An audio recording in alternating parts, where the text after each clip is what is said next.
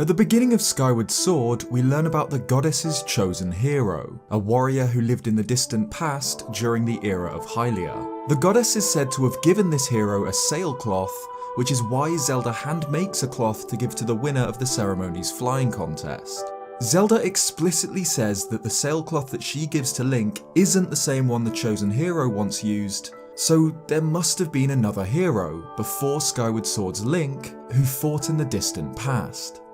This wouldn't be the first time that we follow in the footsteps of a mythical hero. The Minish Cap takes place long after an incarnation of Link known as the Hero of Men used the Picori Blade to save Hyrule. This isn't a reference to a Link from another Zelda game, like how the Hero of Time is mentioned in the Wind Waker. It's a hero we've never seen before. So this could be the case too with the hero implied to have preceded Skyward Sword's Link.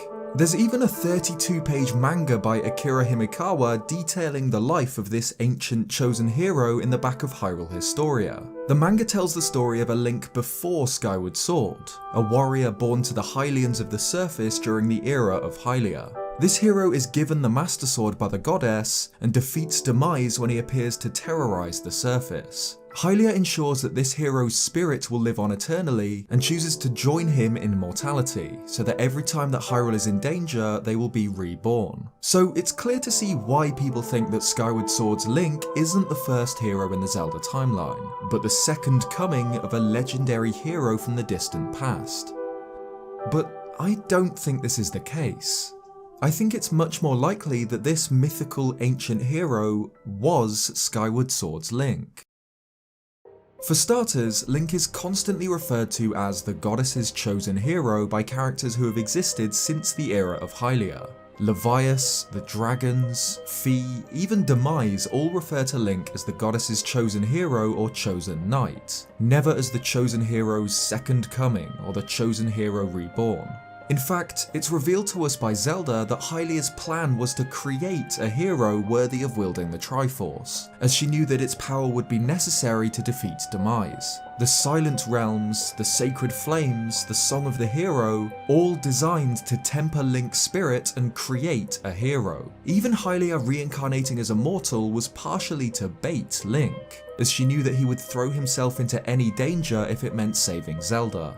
All of this was done to create the goddess's chosen hero. It was a plan centuries in the making, but it was the only way that Hylia could achieve victory over the Demon King. She never mentions a hero predating this Link. Forging him into her chosen hero was her plan. But the reference to the chosen hero at the Wing Ceremony only works thanks to one of Skyward Sword's central plot mechanics, time travel.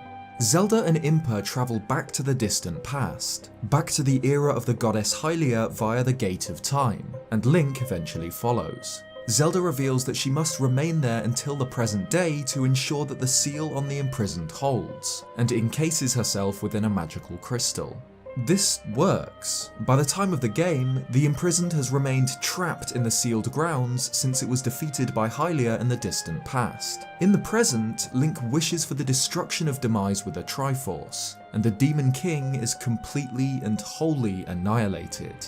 Zelda wakes up, no longer needing to maintain the seal, neatly ending the millennia-long war with Demise. However, Girahim appears and takes Zelda back through the Gate of Time to the past, where Demise has not yet been destroyed by the Triforce. He uses her divine soul to resurrect his master, and the Demon King walks the world once more.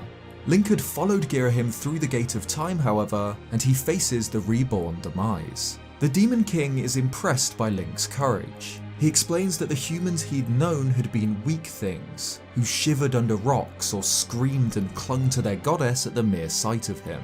Demise could never have imagined that he'd meet a human wishing to meet him in battle, and yet Link does. Demise is ultimately defeated by Link, and his remaining consciousness is sealed within the Master Sword, which is placed to rest. Link, Groose and Zelda travel back through the Gate of Time and return to the present age. So there was a hero who fought during the era of the goddess Hylia. This Link, who travelled back through time to defeat Demise. By the time of the present, ages have passed since this event, and the hero who used a sailcloth has become legend. When Link and Zelda stand atop the goddess statue during the wing ceremony, Link is hearing a legend that he himself would go on to create. This seems like the most logical answer, given that the creation of a hero was such an integral part of Hylia's plan. If she already had a chosen hero centuries ago, why didn't he use the Triforce to defeat Demise? It makes sense that there was no ancient hero, and the legend of the chosen hero was just the story of Link's own actions in the past, passed down through the generations as myth. This is known as a causal loop, and it's been used in Zelda before with the Song of Storms. The Song of Storms is taught to Link by the man in the windmill hut in Kakariko village while Link is an adult. The man is furious about a young boy with an ocarina who played the song years ago, caused the storm, and messed up his windmill. He teaches adult Link the song, who can then travel back through time 7 years to find that the man doesn't yet know the song. So, young Link plays the Song of Storms, becoming the annoying ocarina kid who messed up the windmill. Which means that the song has no real origin. The man teaches it to Link, who goes back in time and teaches it to the man, who will teach it to Link again 7 years later. Like the song, and the windmill, it goes around and around and around. If Link becomes the ancient hero mentioned in the wing ceremony because of his time travelling, then the sailcloth has the same origin as the Song of Storms. It doesn't have one. Because of the legend of a hero who used a sailcloth, Zelda makes a sailcloth for Link, as appears to be custom for the wing ceremony. Link takes this sailcloth back through time, becoming the hero who inspired the tradition of this sailcloth in the first place. Link is a hero forged by the goddess Hylia's trials, known as her chosen hero, who goes back through time and fights Demise, thus creating a legend. I don't think that the chosen hero was meant to be another incarnation of Link, even despite the manga featured in Hyrule Historia. Akira Himikawa have produced manga works for many games in the Zelda series, and while all of the ones I own are great and beautifully illustrated, they tell altered or exaggerated versions of Zelda stories for effect. Take the Twilight Princess manga for example. I actually can't find my copy of the first book, but it begins with Link losing his left arm. Himikawa's manga stories are considered non-canon by most fans, and despite featuring in Hyrule Historia, the story of the goddess's chosen hero is most likely non-canon too. It's a story extrapolated from Zelda lore. While the chosen hero being this Link is paradoxical, it does make sense. But there's a more difficult paradox we've got to deal with. If you travel back in time and kill your grandfather before your mother or father is born, then this would mean that you are never born, as your grandfather dies before one of your parents is conceived. But if you're never born, you can never travel back through time and kill your grandfather, so your parents are born, and then you're born, and so on, in an endless, impossible loop. This is known as the grandfather paradox.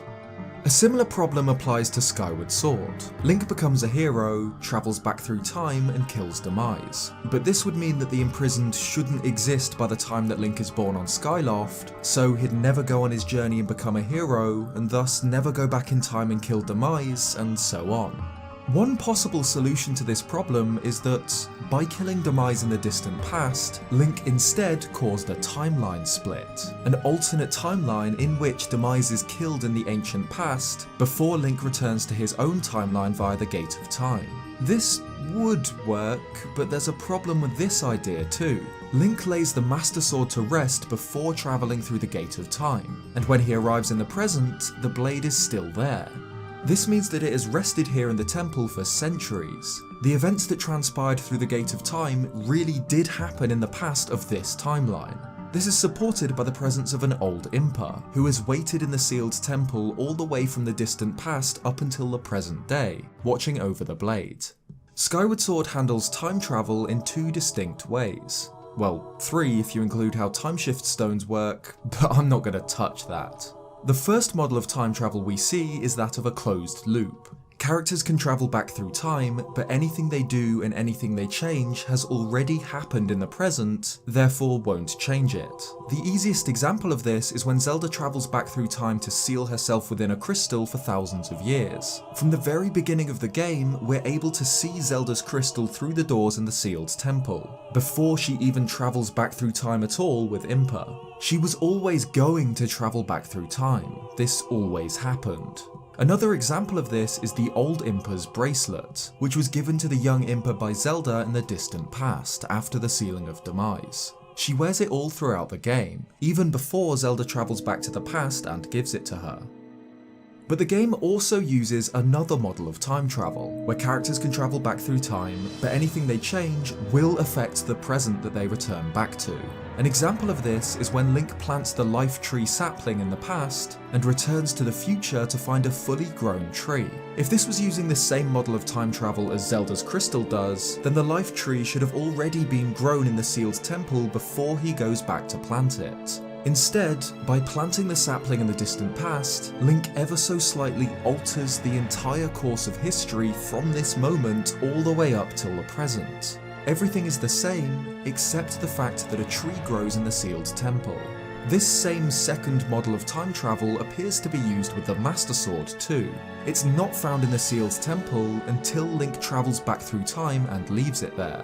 But, as I mentioned, old Impa and her bracelet follow the first model. Demise's defeat in the past and subsequent sealing within the Master Sword just doesn't make much sense. There's no definitive answer that makes this event work. Obviously, by the start of Skyward Sword, Demise has not been killed in the distant past, or else there would be no imprisoned. He still exists and has existed within his seal for centuries until a Triforce wish finally brings an end to him. Additionally, Demise's remnants are sealed in the Master Sword and left in the sealed temple all the way up until the present day, which just isn't the case throughout the game. So this clearly doesn't follow the first model of time travel. By the time of the game, Link defeating Demise doesn't appear to have happened in the past. But it doesn't make sense with the second model either. Slightly altering the course of history by planting a seed is one thing, but defeating the world's greatest evil and resting the divine blade of the goddess in a pedestal while his last remnants decay is another thing entirely. It's reasonable to expect that the presence of a single tree in the temple wouldn't affect the course of history all too much, but the eradication of the Demon King definitely would. If Link drastically altered the course of history by defeating Demise in the past, he would not return to the same present day he left. Link returns to a present in which the Triforce wish has still been made, as the goddess statue and the divine artifact itself are found on the surface. But if he changed history and defeated Demise in the past, how did the Triforce wish happen? Demise's defeat doesn't really make too much sense if you think about it.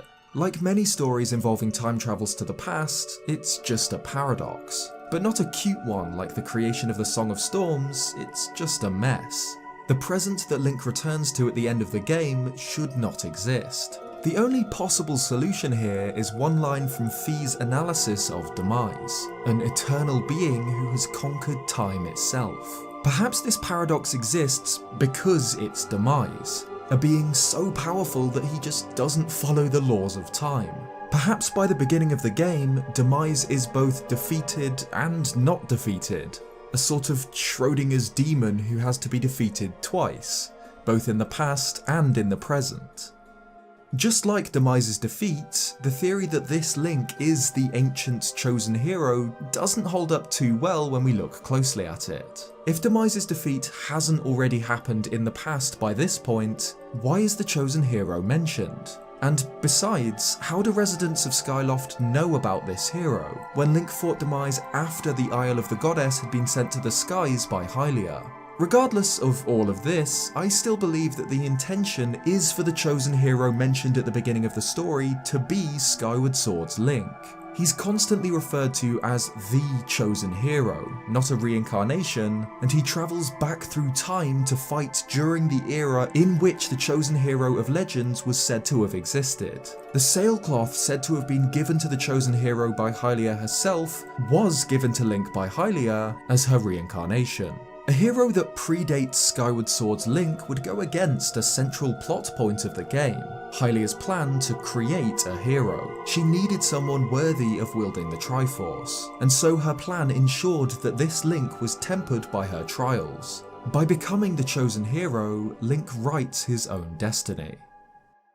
Thanks for watching this video. If you liked it, leave a like or subscribe if you haven't already for more Zelda content. Cheers guys, and I'll see you next time.